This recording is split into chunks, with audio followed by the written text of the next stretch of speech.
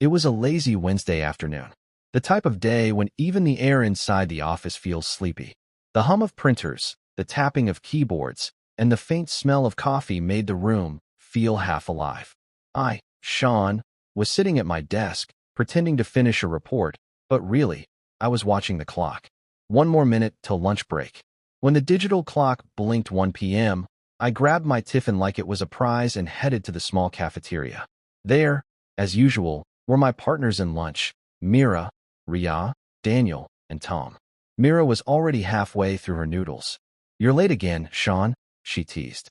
Ria, sipping her juice, added with a grin, "Yeah, the food's gonna file a missing report for you." We all laughed. That's how it always started, our daily lunch ritual. No bosses, no emails, just 5 ordinary people eating, laughing, and gossiping like the world's problems were none of our business. We talked about everything. The new intern's messy handwriting, the coffee machine that sounded like a dying cat, Daniel's hopeless crush on the receptionist, and, of course, office rumors.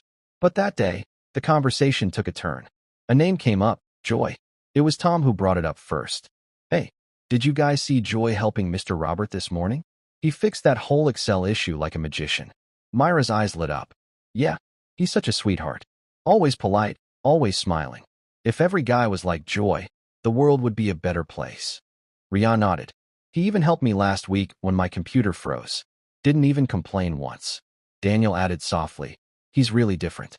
Doesn't talk much, but when he does, it's always kind." Everyone agreed. Everyone smiled. Everyone, except me. I didn't say anything at first. Just listened, chewing my food slowly. Because in my head, something didn't add up. Joy, the man everyone seemed to admire. The man who never raised his voice, never missed a deadline, never said anything bad about anyone.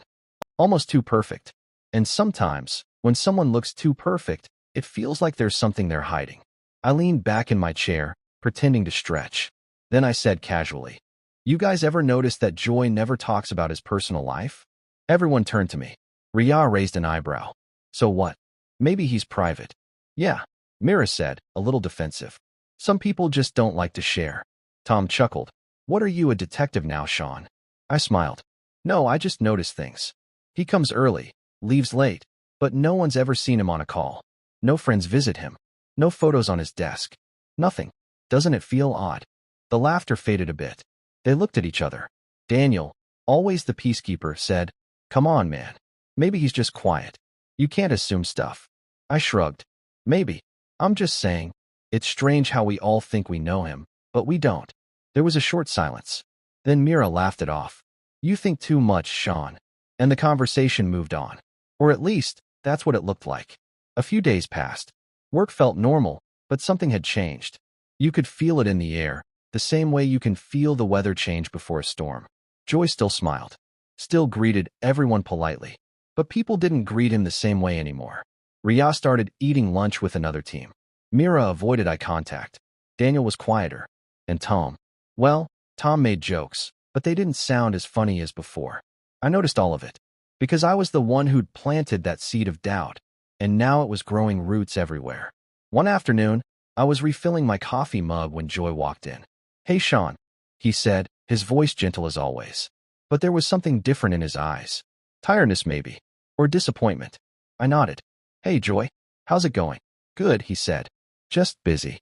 He smiled again, but it didn't reach his eyes. There was a pause, the kind of silence that feels heavy, like unspoken words are hanging between you. Then he said, "You know, sometimes I feel like people here have changed toward me." I can't tell why. I froze. My mind went blank. I wanted to say something like, "No, you're imagining it."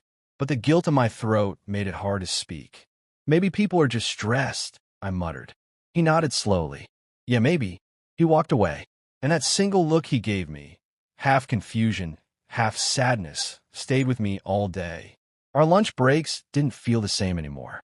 No laughter, no teasing, just quiet eating with the sound of spoons tapping plates. Mira spoke first. "Do you think we've been too cold to Joy?" Ria sighed. "I don't know. Maybe. But something about him still feels weird, don't you think?" Daniel frowned. "We're talking about him like we know the truth." "We don't. Maybe we should just stop." Tom leaned back in his chair. You can't deny it, though. There's something strange.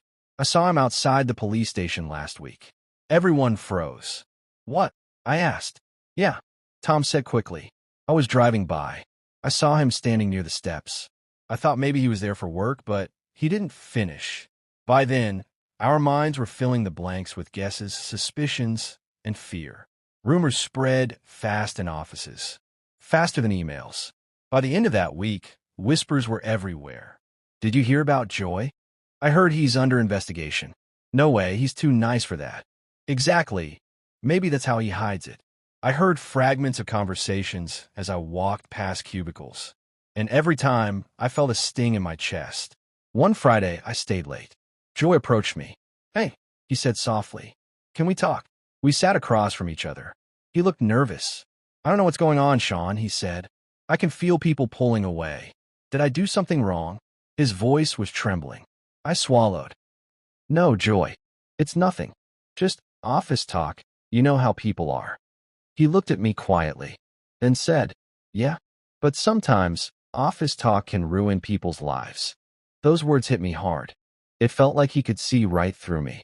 The following week, Joy didn't come to work. Files were missing, rumors worsened. He took company data. He's being investigated.